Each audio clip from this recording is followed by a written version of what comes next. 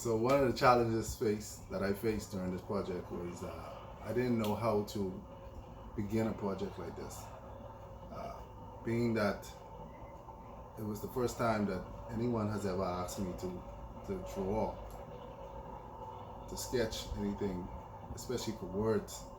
Uh, I was so used to just sketching on my own feelings, uh, and I would like this time, one, to recognize that God gave me the ability to do so, and secondly, another Bahamian artist, his name is Rembert Mullimore. Um, when my wife and we sat down with him, at that point, I think when we sat down with him, I had finished about 50% of the sketches.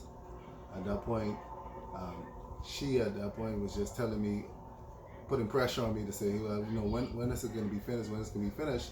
I'm trying to get her to understand that, hey, I'm juggling, my career, and I'm doing this on my off time. I need to be in the right mindset to sketch these things, to do these things properly, because I don't want to. It's going to be something that not just what I'm going to look at, but somebody else going to pick up something later on. So I was just looking for that perfect sketch. So Rembert, and sitting down with him, he kind of just brought it full circle. He said to me, he gave me actually an encouragement. He said to me that, hey, this is actually great work. It doesn't make sense bringing anybody else in to illustrate this. And being that he is a person that's been in the field for so many years, and sitting down with him, and he actually brought it home. Yeah, and I also want to thank Rembert. He did the digitization for the book for us, and he brought the characters to life. He added the color, and I just remember anticipating him sending back over those drawings to us. And the first time we saw the sketches with the color, we were both like blown away, like it was real. Definitely. At that point. And I'm so happy Travis also touched on him having a full-time job and him having to do these sketches when he came home in the afternoon.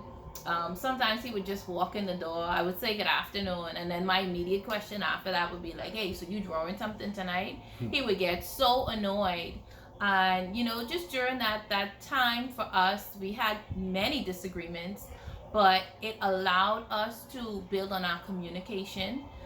It allowed for balance in our marriage and in our family life, and for me as well, coming home after a long day, when I know he would have to sketch, that means I had to put myself in the frame of mind that, okay, it may be a night that I have to cook, I have to prepare a meal, I have to help Travi with his homework and get the kids showered in bed and clean up after them, because I needed him to have that freedom and that space to do what he needed to do. So it taught us a lot about compromise.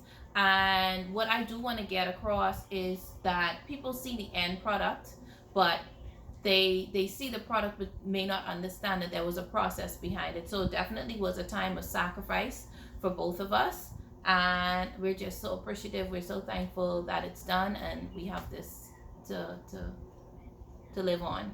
Definitely.